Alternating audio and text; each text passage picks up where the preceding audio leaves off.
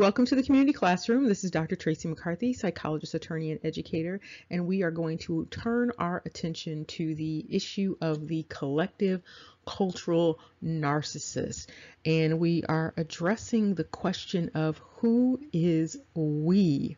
This is a term that is thrown around quite a bit in terms of identity, particularly in social media, as different cultural groups are trying to find an identity and claim an identity, and other cultural groups which might be similarly situated apparently are attempting to co-opt some of those identities.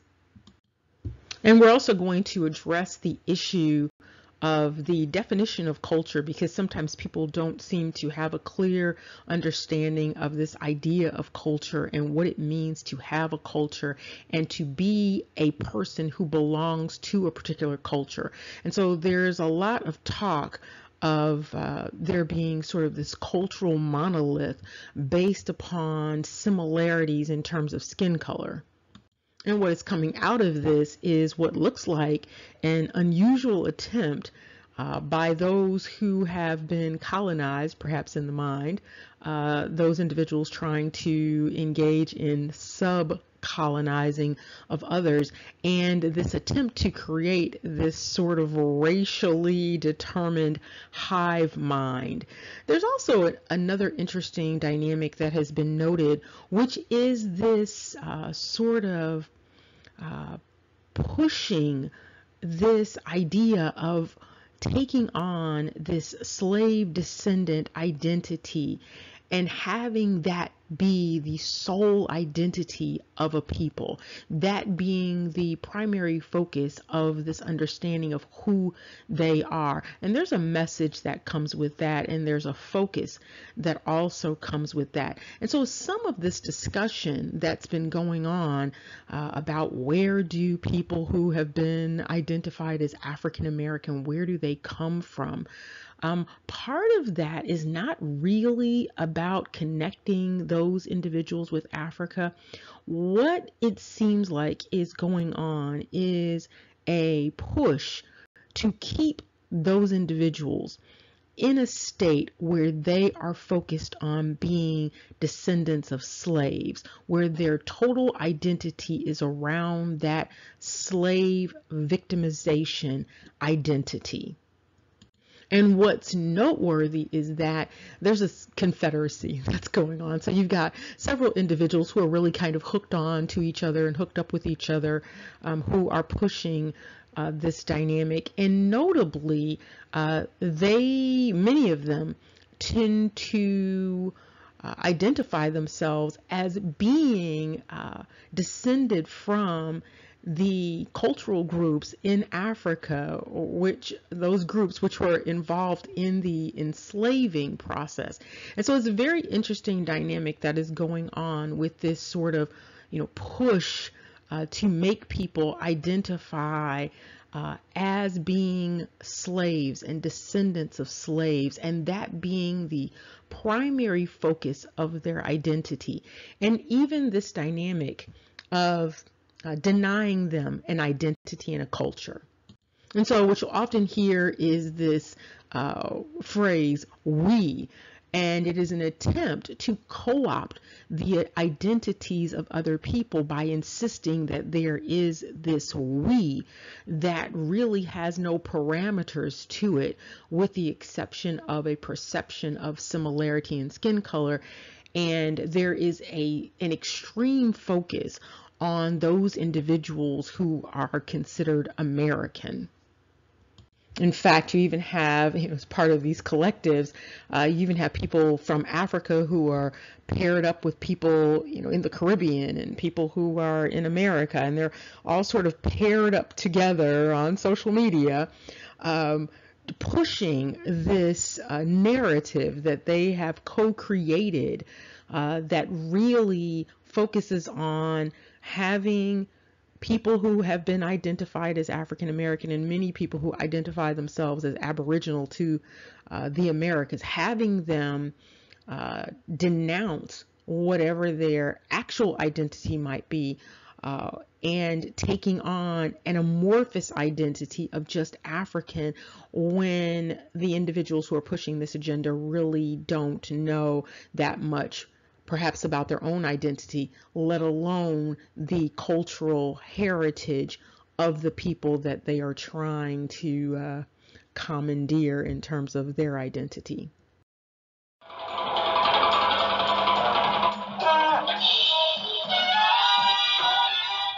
Now, because visual aids are helpful to some people in terms of learning, we have some visual aids.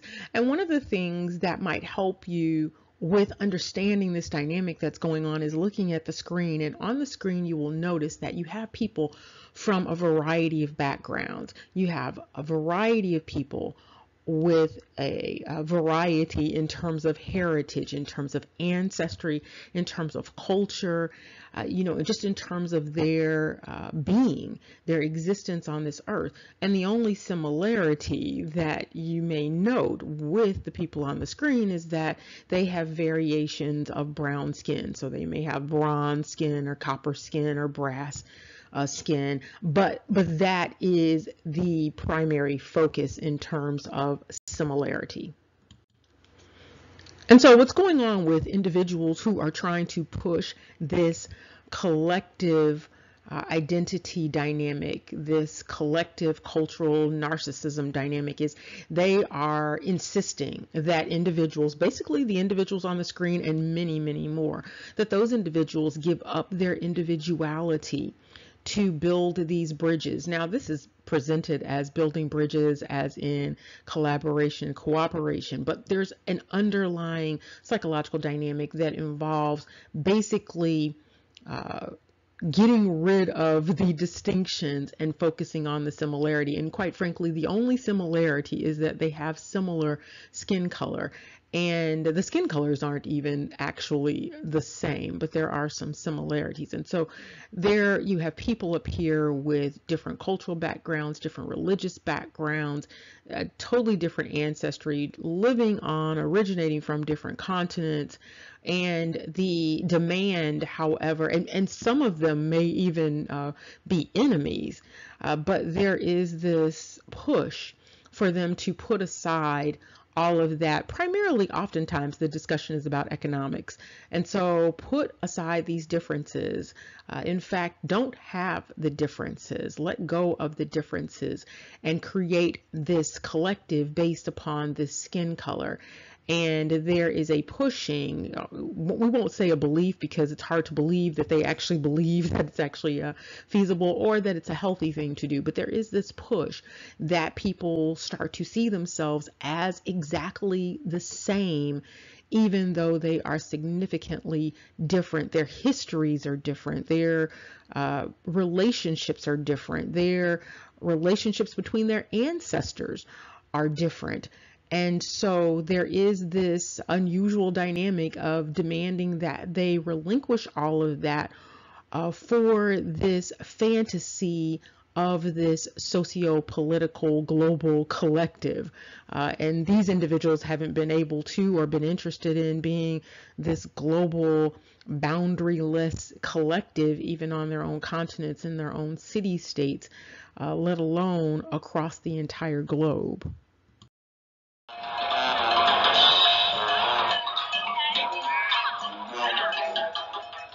And on the screen, what you see is a map. And this is an antiquated map from Africa. And this was the first time we saw this. This was shared by a YouTuber, Phoenix Moon. And one of the things that jumped out when she was discussing this map was the little figure that's sitting there. And you can see him. He's a little light colored figure, and he only has one eye. He is known as a cyclops. The other thing that this map mentions is that this is also the land of the troglodytes.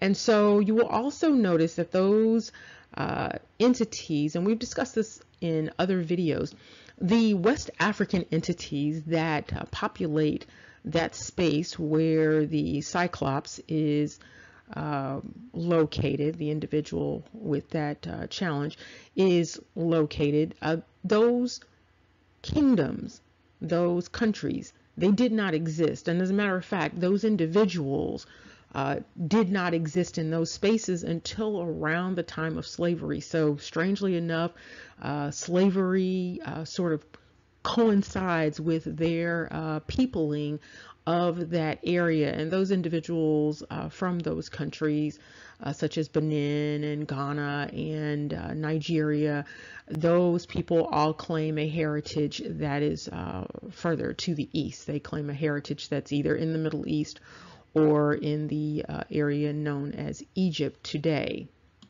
And you can also note on the map, which was pointed out by the YouTuber Phoenix Moon, that Africa is basically just a state or a city-state up there in the north. And this coincides with the video that was done a while back on the many names of Africa. And so you can see some other dynamics going on with this map that of course you don't see in current times. You can see where basically Ethiopia is in a totally different place in terms of, where it is today.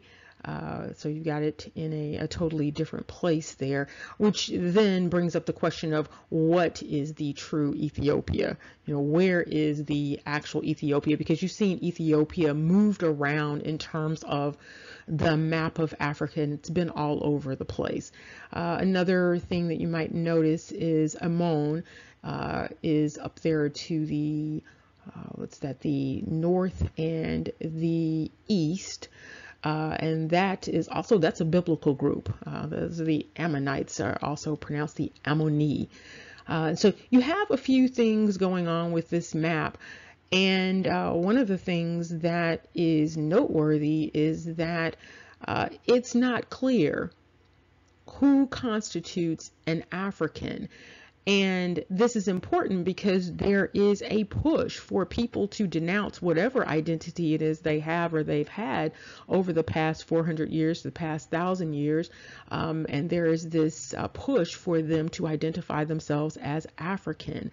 No particular tribe, just African. And some of this is based upon presumptions about DNA, presumptions about the slave trade and how that played itself out.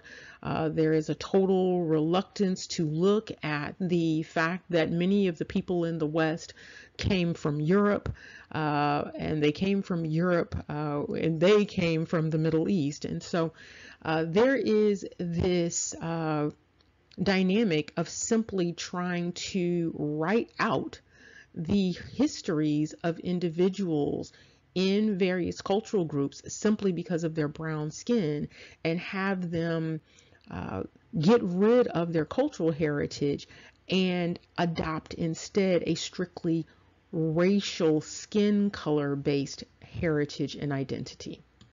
And of course, with this insistence that they take on this identity of Africa based upon their relationship, this presumed relationship to the people in West Africa, there's this forgetting that the people in West Africa are claiming an identity that is not, in many instances, African itself. And of course, people are going to say, no, the Middle East, part of it used to be Africa. However, that is considered the Middle East, and it's also considered Asia. And many of those individuals, if you're going to look at DNA, many of those individuals also have histories that tie their DNA to cousins over in the Middle East. And so I really want to thank Phoenix Moon for providing this map because it's very thought-provoking, and some of you might want to take some time to study this map. This map also is presented in another language, and so you can see it in a couple of languages.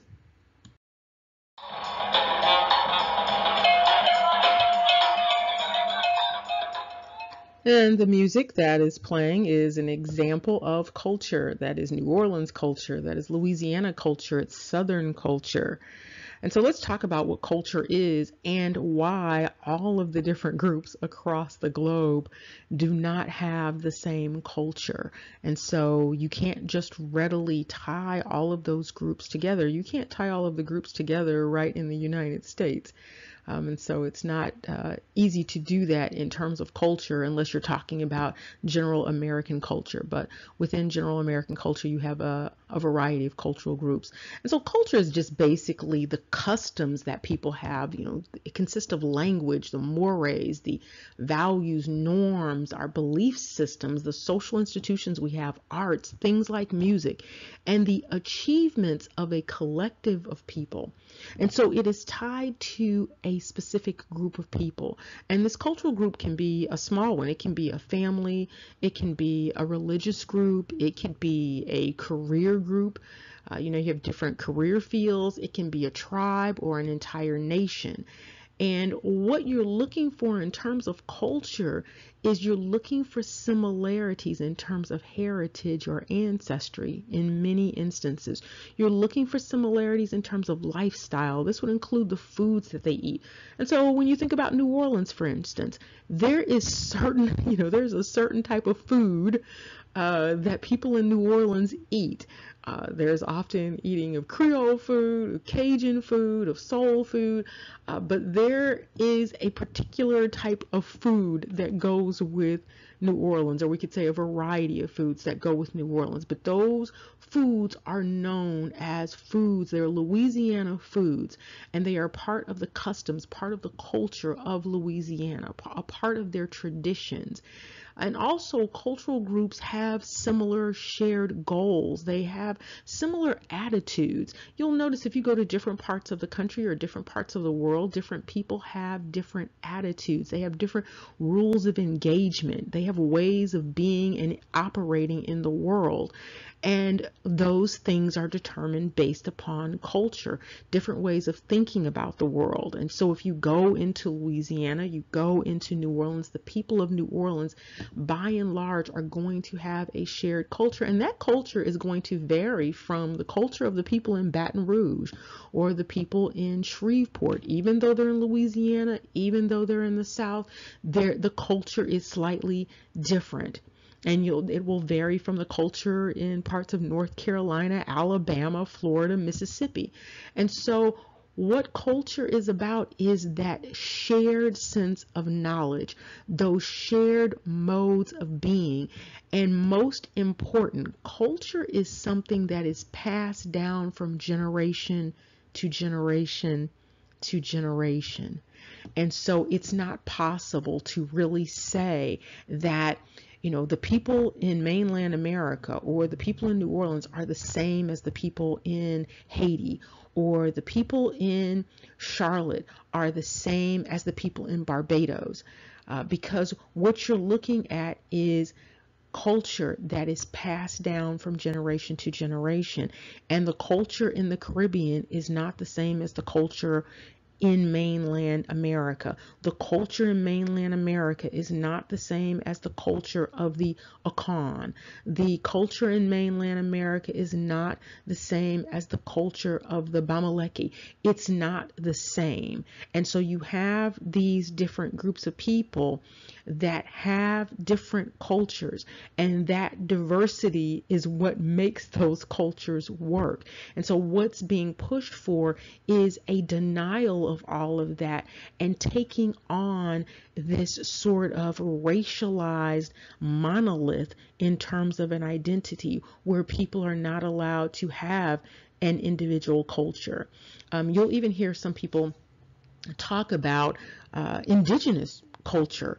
And instead of looking for their tribe, their people, there's a focus on skin color.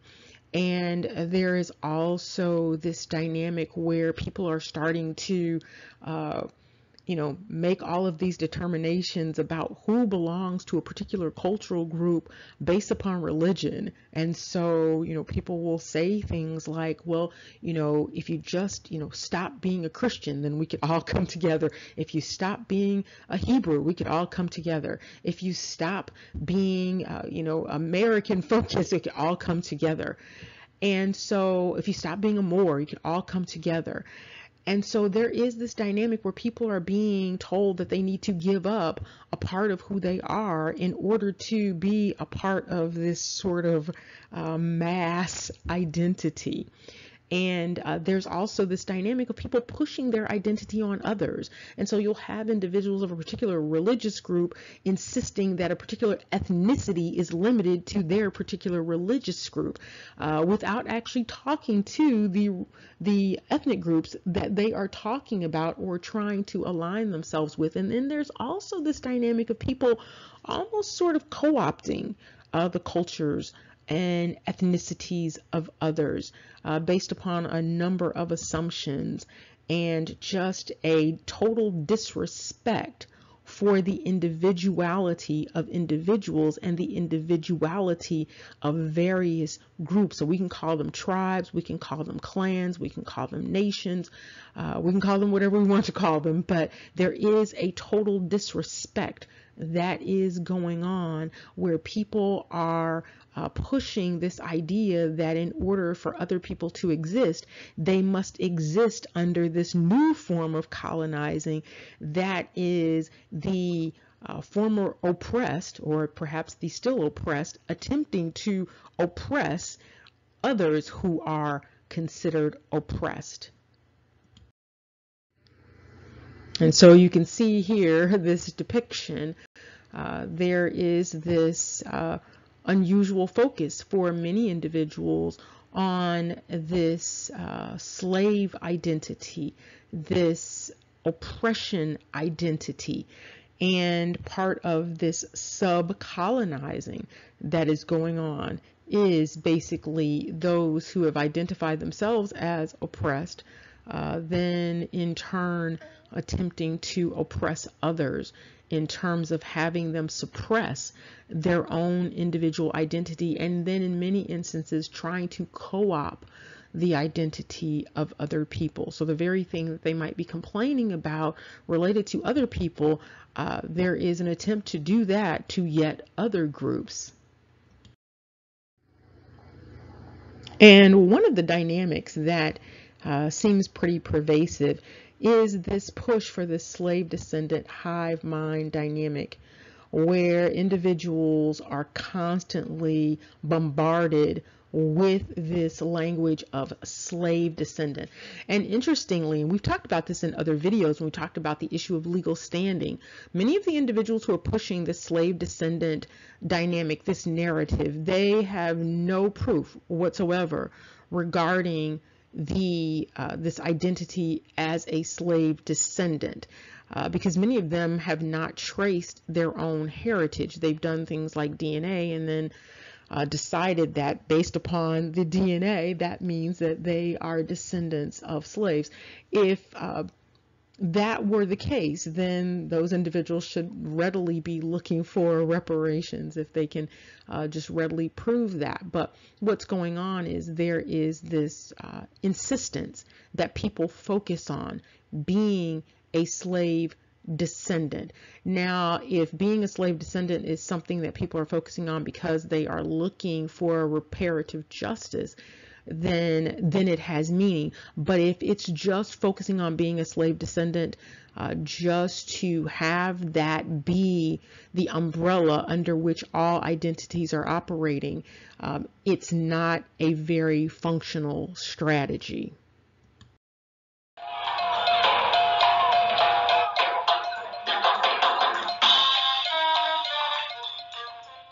And basically, for those of you who are wondering what is a hive mind, a hive mind is basically this dynamic in terms of human functioning where there is an insistence that a collective of people, a group of people, share thoughts, that they have the same ideas, that they only espouse the same opinions, that they function together as a single unified mind. Never mind who would be heading up this single unified mind, but that's the way that a hive mind works. And that is what is actually being pushed by a number of individuals. They don't want individuals to think for themselves. They don't want individuals to have individual identity. They don't want them to have distinguishing characteristics or personalities. They want everyone to sort of be this blob all together across the globe based upon skin color. This is an unreasonable expectation, particularly given the fact that the majority of the people on the planet have some variation of brown skin. And so it's really not an easy feat. And unless people are really interested in having no identity, it's not necessarily a desirable dynamic. It's unclear what people are really thinking in terms of how this is operationalized. In other words, how does it look? And so you'll hear people throw out all of this esoteric stuff about joining together and unity and things like that, but they never tell you exactly what this looks like day in and day out to have this sort of collective across the waters, both the Pacific and Atlantic and up and down the coast there.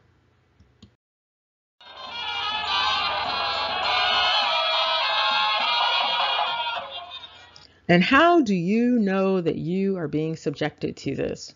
Well, there's a message that goes along with it. So we're not talking about individuals who are talking about being descendants of slaves and they're talking about restorative justice. We're talking about something else, because actually those individuals are a totally different group than this group that are these groups. It's not just one group. These groups that are pushing this particular message.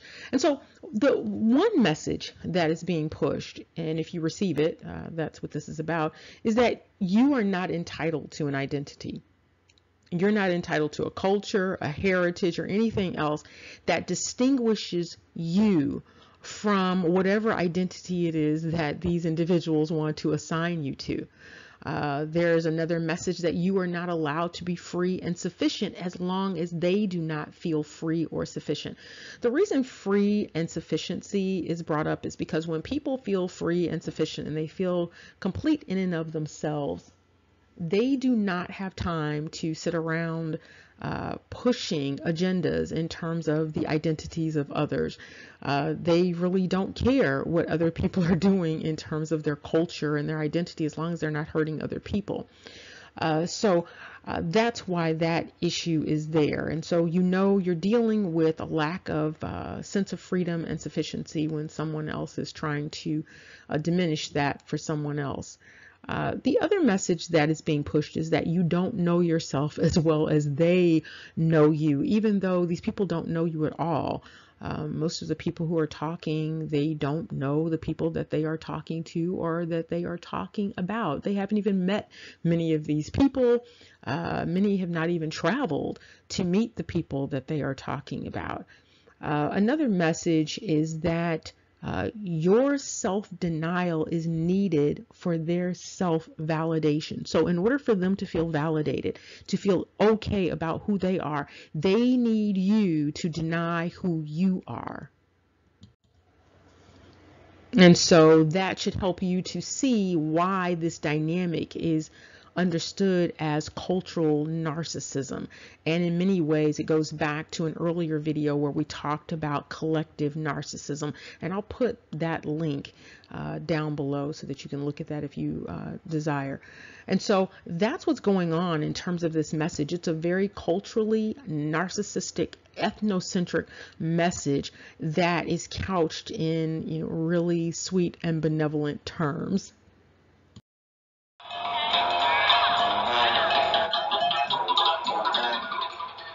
Another thing to be aware of in terms of this co-opting of identity is this unusual focus.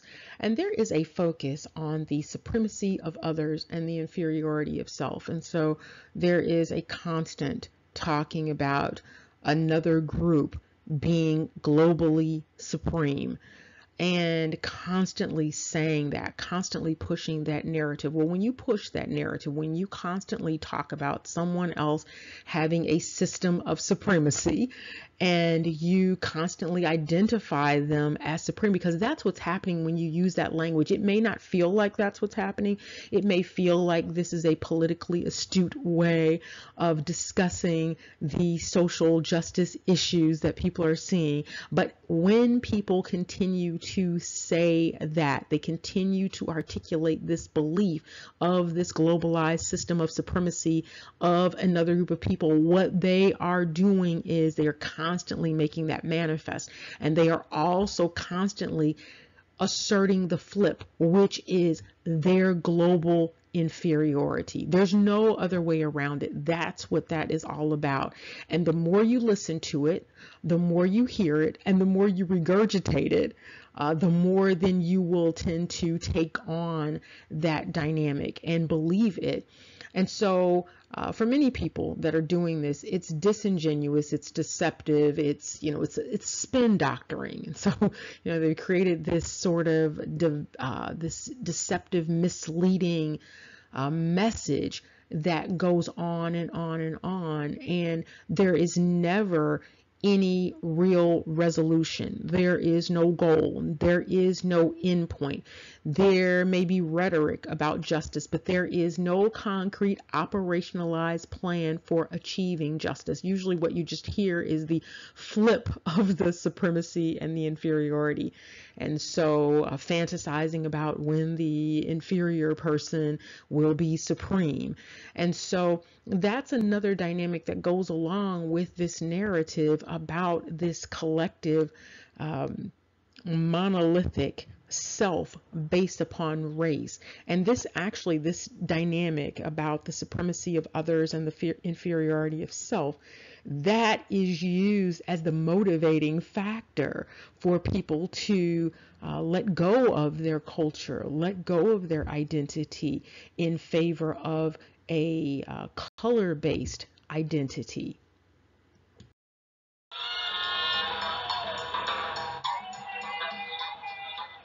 And so the next time you hear this rhetoric about we, you might want to start to question, who are they talking about? And are they talking about you? And do you want to even be a part of that we? Are you a part of that we? Some of these we groups, these we collectives, they are demanding that people give up their spiritual heritage. They are demanding that people give up their biological heritage. They are demanding that people give up their cultural heritage, their way of understanding the world, their cultural group's achievements, their cultural group's challenges, their cultural group's individuality. So the next time that you hear this we, or you hear what sounds like a co-opting of one identity by another, question. You might want to start to question who this we happens to be, and does that we include you, and do you even want to be included in this we? Knowledge is definitely power. Wisdom and understanding are even better. Take care and see you soon.